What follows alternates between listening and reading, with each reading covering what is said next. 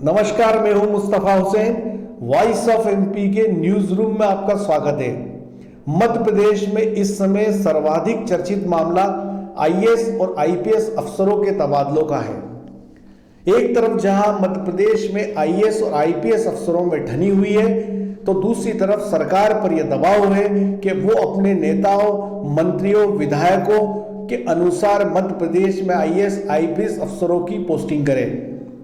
और इस दबाव के चलते कल सरकार ने 52 आईपीएस अफसरों के तबादले की सूची जारी की। हम इस सूची पे और भी बात करेंगे, उसके पहले कुछ खास बात आपको बता दें।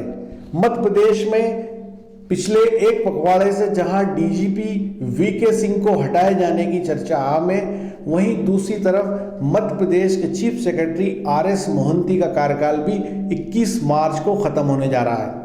ऐसी स्थिति में मध्य प्रदेश सरकार को नए चीफ सेक्रेटरी की तलाश है।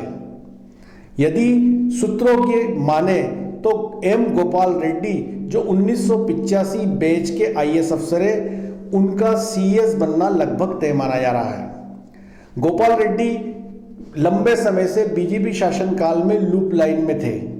वे छिंदवाड़ा कलेक्टर भी रहे, इसलिए उनकी सीएम कमलनाथ से नजदीकियां जग जाहिर है। लेकिन जब मध्य प्रदेश में कांग्रेस की सरकार आई तो फिर मुख्य धारा में लाए गए। गोपाल रेड्डी के साथ एक और नाम जो है वो इकबाल सिंह बैस का है। इकबाल सिंह बैस भी 1985 बैच के आईएएस है। वे पंजाब के हैं और पंजाब के सीएम अमरिंदर सिंह से भी उनके अच्छे रिश्ते बताए जाते हैं। अब सवाल यह उठता है कि एम गोपाल रेड्डी और इकबाल सिंह बैस में से कौन सीएस बनेगा।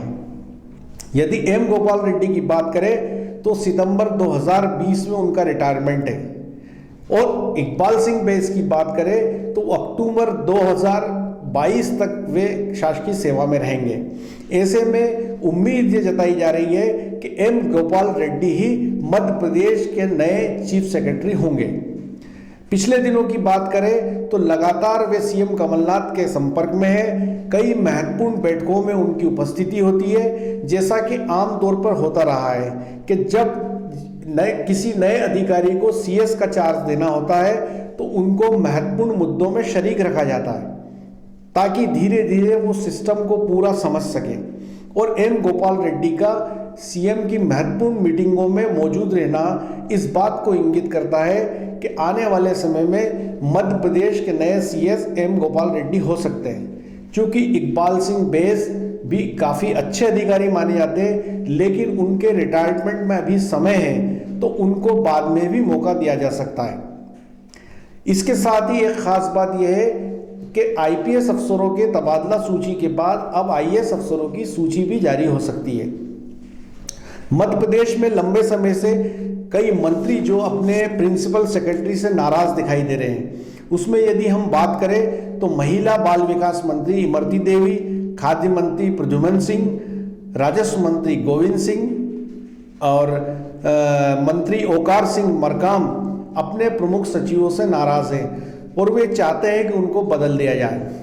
मध्य प्रदेश सरकार की तरफ से जो आईएएस की सूची जारी होने वाली है, उसमें यह माना जा रहा है कि आईएएस अनुपम राजन, नीलम शमी राव, दीपाली रस्तोगी, मनीष रस्तोगी, अनुराग जैन और नगरीय प्रशासन विभाग के प्रमुख सचिव संजय दुबे के तबादला आदेश जारी हो सकते हैं। इसके अलावा कुछ कमिश्नर भी बदले जा सकते हैं। जैसे शेड्यूल कमिश्नर अप्रैल माह में रिटायर्ड होने वाले हैं, तो वहाँ भी नए कमिश्नर की आवश्यकता पड़ेगी। सागर और उज्जैन कमिश्नरों के बदले जाने की भी खबरें आ रही हैं। इन्हीं खबरों के बीच एक महत्वपूर्ण खबर यह भी आ रही है कि नीमच कलेक्टर अजय सिंह गंगवार, जो प्रमोट होके सचिव स्तर के अधिकारी हो चुके हैं, तो हो सकता है मध्य प्रदेश सरकार ये जो कमिश्नरी है शहडोल, सागर और उज्जैन, इनमें से किसी एक जगह उनकी पदस्थापना कर दे और नीमच में नए कलेक्टर की पोस्टिंग की जाए। इन सब के अलावा एक और ख़ास बात यह है कि इंदौर के जो कलेक्टर है लोकेश जाटव, वे भी सचिव स्तर के अधिकारी हो चुके हैं, तो उनका भी नाम इस सूची में आ सकता है। वहीं अशोकनगर के जो डीएम है मंजू शर्मा वे जून में, और देवास के जो कलेक्टर है श्रीकांत पांडे वे सितंबर में रिटायर्ड हो रहे हैं। तो सरकार अशोकनगर और देवास में भी नए कलेक्टर की पोस्टिंग कर सकती है। तो ऐसी संभावना जताई जा रही है कि अब जो आईएएस अफसरों की सूची जारी होगी वो भी काफ़ी लंबी हो सकती है और कई कलेक्टर और प्रमुख सचिव पद के अधिकारी यहाँ से वहाँ किए जाए। दूसरी खास बात यह है कि मध्य प्रदेश में इस समय आईएएस और आईपीएस लॉबी में ठनी हुई है।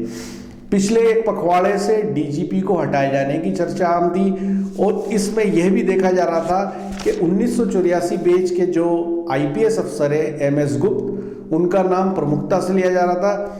ट्रेप पे जो सोसाइटी बनी थी उसके जो चीफ है 1985 बैच के आईपीएस अफसर डॉक्टर राजेंद्र कुमार का नाम भी इसमें सामने आ रहा था। लेकिन इसी खींचतान के बीच मध्य प्रदेश सरकार ने आईपीएस अफसरों की तबादला सूची जारी कर दी। इस सूची को देखकर कई तरह की चर्चाएं आम हैं। जैसे कि यदि माना जाए कि जिस प्रकार से मध्य प्रदेश सरकार ताबड़तोड़ तबादले कर रही है वो चर्चा का विषय है, क्योंकि भारतीय जनता पार्टी ने भी मध्य प्रदेश में कमलनाथ सरकार के अस्तित्व में आने के बाद सरकार पर लगातार ये आरोप चस्पा किए कि सरकार में बड़े पैमाने पे तबादले किए जा रहे हैं, जिससे प्रदेश की जो प्रशासनिक व्यवस्था है वो जम नहीं पा रही है। उसके बाद सब कुछ ठीक हुआ, लेकिन इस समय फिर एक बार मध्य प्रदेश में इस पूरे मामले को लेकर उथल पुथल चल रही है। जैसे यदि हम पुलिस महकमे की बात करें तो सीनियर अफसर कैलाश मकवाना की बात करें तो उन्हें सरकार ने सबसे पहले एडीजी इंट बनाया था और एडीजी एडमिन जो है एसडब्ल्यू नकवी को बनाया गया था। लेकिन कुछ दिनों बाद सरकार ने एसडब्ल्यू नकवी को एडीजी इंट बना दिया और कैलाश मकवाना को एडीजी एडमिन बना दिया। लेकिन जो खबरें आई वो ये आई कि सख्त मिजाज अधिकारी कैलाश मकवाना नेताओं के मापदंडों पर खरे नहीं उतरे, क्योंकि कैलाश मकवाना के बारे में शोहरत रही है कि वह जहां भी रहते हैं साफ सुथरा और दुरुस्त प्रशासन चलाते हैं। जब उनको एडीजी प्रशासन बनाया गया तो उन्होंने इस बात पे एतराज़ किया कि इतने बड़े पैमाने पे तबादले कैसे हो रहे हैं। कई अधिकारियों के 6 महीने 8 महीने में 4-5 बार तबादले हो गए। दूसरी खास बात यह, उन्होंने आधिकारिक तौर पर यह कहा कि पुलिस महकमे के अधिकांश लोग अपने वृद्ध माता पिता का हवाला देकर स्थानांतरण मांगते हैं। तीसरी खास बात, उन्होंने अपने कार्यकाल में यह भी कही कि कई लोग रोजाना जो है एडमिन प्रशासन के दफ्तर के चक्कर काटते हैं और अपने स्थानांतरण की प्रोग्रेस देखते हैं, जो कि गलत है।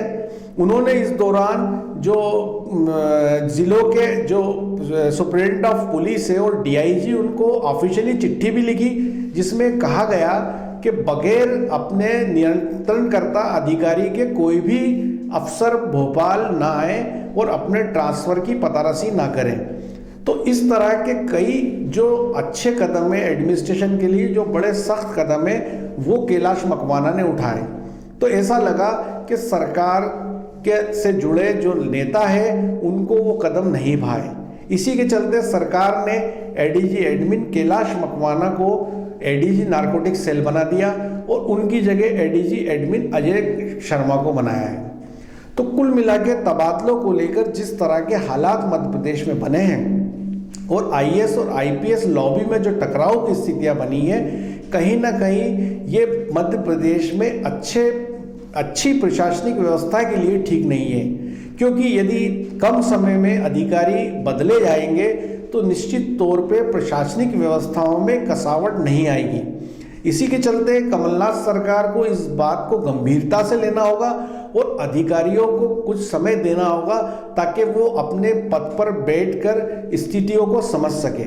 फिलहाल जो हालात मध्य प्रदेश में बने हैं, जहां तक डीजीपी की बात है उसमें टकराव खत्म होता दिखाई दे रहा है और लगता है कि अभी डीजीपी वीके सिंह चलते रहेंगे और नए डीजीपी की नियुक्ति अभी संभव नहीं दिखती। लेकिन 31 मार्च के पहले मध्य प्रदेश में नए चीफ सेक्रेटरी की ताजपोशी हो जाएगी और उसमें ज़्यादा महत्वपूर्ण जो माना जा रहा है एम गोपाल रेड्डी नए सीएस मध्य प्रदेश के हो सकते हैं। तो गोपाल रेड्डी एक बेहद अच्छे आईएएस अफसर है और उनके चीफ सेक्रेटरी के बतौर कार्यभार संभालने के बाद हो सकता है प्रदेश की व्यवस्थाओं में कुछ परिवर्तन हो, पर फिलहाल अभी आईएएस की एक लिस्ट जारी होने वाली है जो नज़दीकी 2-3 दिनों में जारी हो सकती है। मेरे सहयोगी दीपक खताबिया के साथ मुस्तफ़ा हुसैन।